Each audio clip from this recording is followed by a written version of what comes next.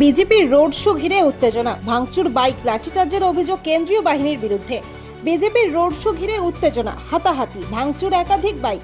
কেন্দ্রীয় বাহিনীর বিরুদ্ধে লাঠিচার্জের অভিযোগ তুলে সরব তৃণমূল।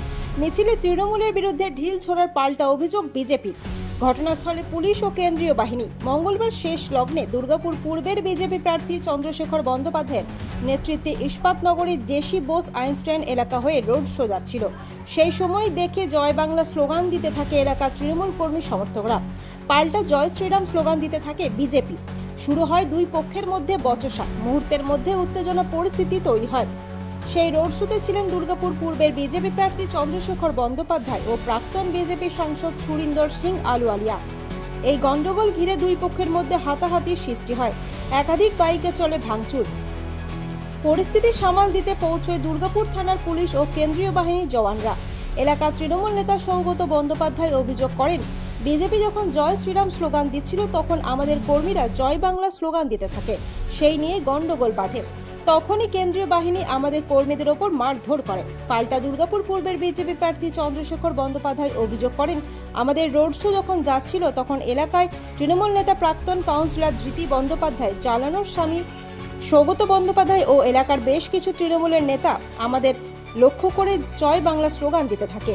শান্ত রোড শোকে অশান্ত করে। আমরা পুলিশের কাছে অভিযোগ জানাবো, কোনো ব্যবস্থা না হলে আমরা প্রতিবাদ সামিল হব। ছিল ঠিক আছে, তাতে সিআরপিএফ নেমে তো লাঠি চার্জ করার কি হয় আমরা তো সেইটাই মানে বুঝি না। সবার বাড়ি এখানে, আমাদের সব ছেলেদের বাড়ি হচ্ছে এখানে, লোকালের ছেলে এইভাবে করে মারা একটা মানেটা কি হয় আমরা দু তিনটে ছেলে ছিল, বেশি ছেলেও না তো, সাধারণ ঈদ আমরা করবো। মহিলাদের উপরে পাথর ছুড়েছে এবং বলেছে যে এর ফল কিন্তু বহুত ভুগবি, বহুত বার বেড়েছে। এরকম করে আমাদের আপনারাও কমিশনে যাচ্ছেন? হ্যাঁ, নির্বাচন কমিশনকে জানাচ্ছি, ওসিকে আছে, আমরা যাচ্ছি, এফআইআর করছি। যদি অ্যারেস্ট না করে আমি নিজে খালি গায়ে ধর্নায় বসবো।